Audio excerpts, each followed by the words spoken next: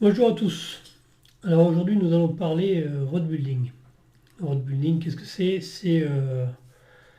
C'est l'art de fabriquer sa propre canne à pêche. Euh, C'est-à-dire à partir d'un blanc, bon tout fait, puisque le blanc en carbone, il faut avoir des machines pour pouvoir enrouler des feuilles de carbone et le faire, donc c'est pas à la portée de tout le monde. Mais une fois le blanc acheté et quelques accessoires, un peu de patience et on arrive à fabriquer sa canne à pêche. Alors je vais vous présenter les différents éléments qui sont nécessaires. Donc bon, nous avons ici un blanc en carbone. Donc là sur ce modèle c'est un MB709 20-60 grammes acheté chez Roadhouse. Ensuite, bon, ce blanc, on a besoin de quoi? On a besoin des éléments de poignée. Alors éléments de poignée, ça va être ce type de poignée mousse en EVA qui va aller se fixer sur un porte-moulinet. Porte-moulinet, alors celui-là c'est un marque Fuji, donc il va venir se placer comme ça. Ensuite, avec soit sa propre vis fournie avec, pour fixer le moulinet, soit avec un autre type d'attache qu'on peut un petit peu personnaliser. Donc c'est pareil, c'est le même système, sauf que sur celui-là, on va venir mettre une petite bague. Alors ici, celle-là, elle est bleue, parce que cette canne, j'ai décidé de la monter avec une dominante bleue, donc il y aura du bleu sur les ligatures et puis sur un petit peu toute la déco que je vais faire dessus.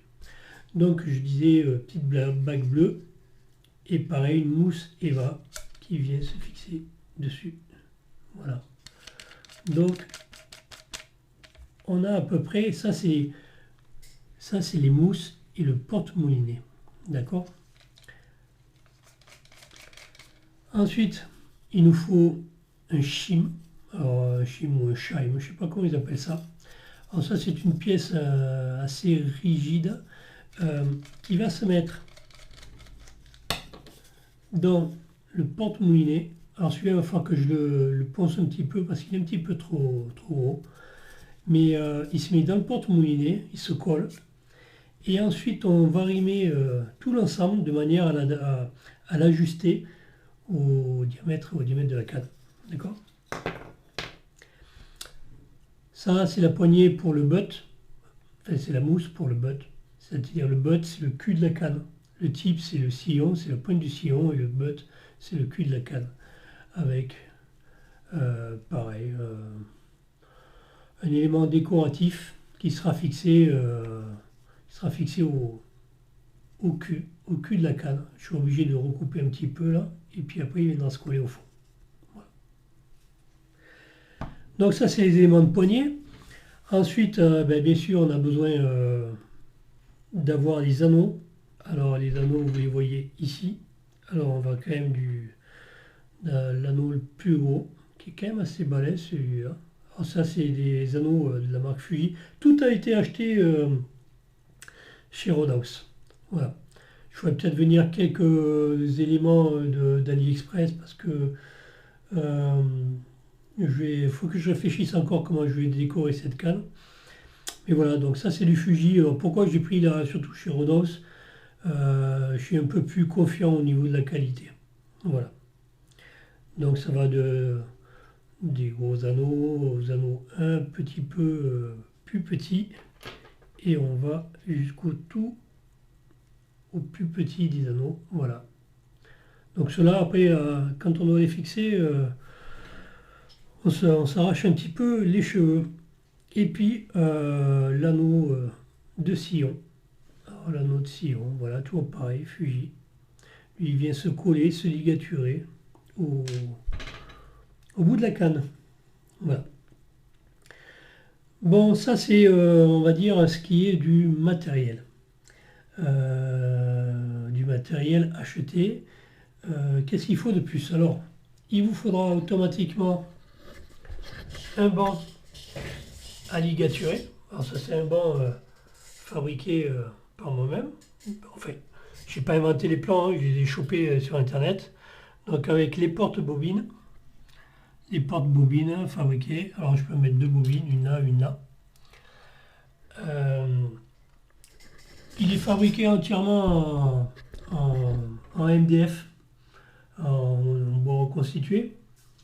Alors voilà, c'est ce qui va permettre de faire les ligatures. Et puis aussi si on fait du wrap pour décorer, ça va nous permettre un petit peu de...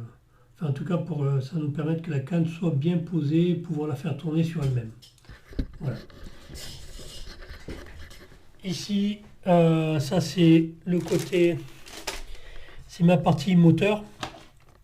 Ma partie moteur pour faire tourner la canne quand elle sera sur le tour pour faire sécher le vernis. Donc on a un moteur qui tourne très lentement à 6 ou 7 tours minute. Voilà.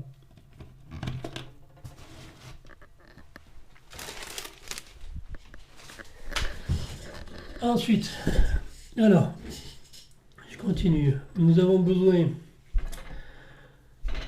d'un crayon blanc. Alors ça va servir à marquer l'épine du blanc.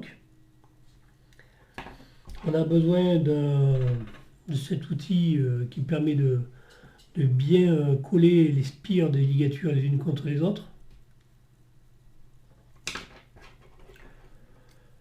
Un petit scalpel, enfin en tout cas un moyen de couper le fil proprement.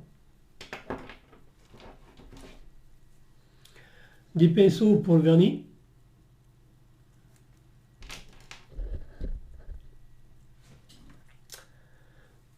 Du vernis. Alors ça c'est tout vient de chez Rodin, ça. Je fais pas de la pub, mais bon, j'avais tout acheté là la première fois. De la colle époxy. Toujours pareil, alors que ce soit le vernis ou la colle époxy, c'est du mélange 50-50. Il va falloir du fil à ligaturer. Alors ça c'est du fil métallique. Mais il y en a toutes sortes. Il y a du métallique au normal. Là c'est de l'or métallique. Et après du fil normal.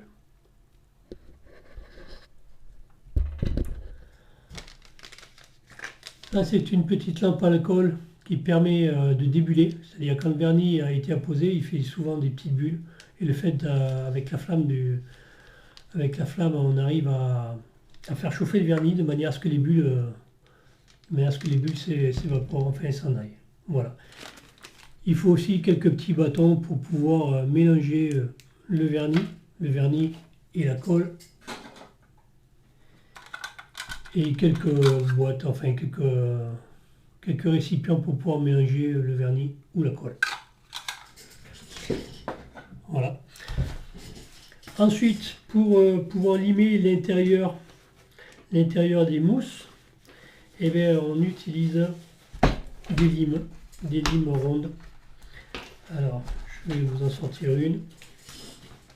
Ça vaut assez cher, hein. C'est pas donné. Mais alors, il y en a qui fabriquent eux-mêmes. J'ai pas voulu me faire chier. Et en plus, moi, comme je le monte sur la visseuse, j'avais besoin qu'il y ait un embout métallique. Voilà, je mets ça sur la visseuse. Et ça me permet de limer. Bon, celui-là il est balèze, hein. Celui-là il ne sert pas vraiment. Mais après, voilà. Au début, la première canne, je dirais, coûte très cher, puisque rien que le matériel, alors les rimeurs, donc c'est ça. Les rimeurs, ça coûte quand même assez cher, 80 ou 90 euros à peu près, je crois, pièce. Enfin, pas pièce, les 4. La colle, le vernis, tout ça coûte quand même assez cher. Bon, après, ce qu'il y a, c'est qu'avec la colle, le vernis, on peut faire plusieurs cannes. Donc en fait, ce serait théoriquement, le prix serait à diviser par le nombre de cannes. Si on n'en fait qu'une, ça coûte super cher. Si on en fait 10, ça va se répartir sur les 10 cannes. Voilà.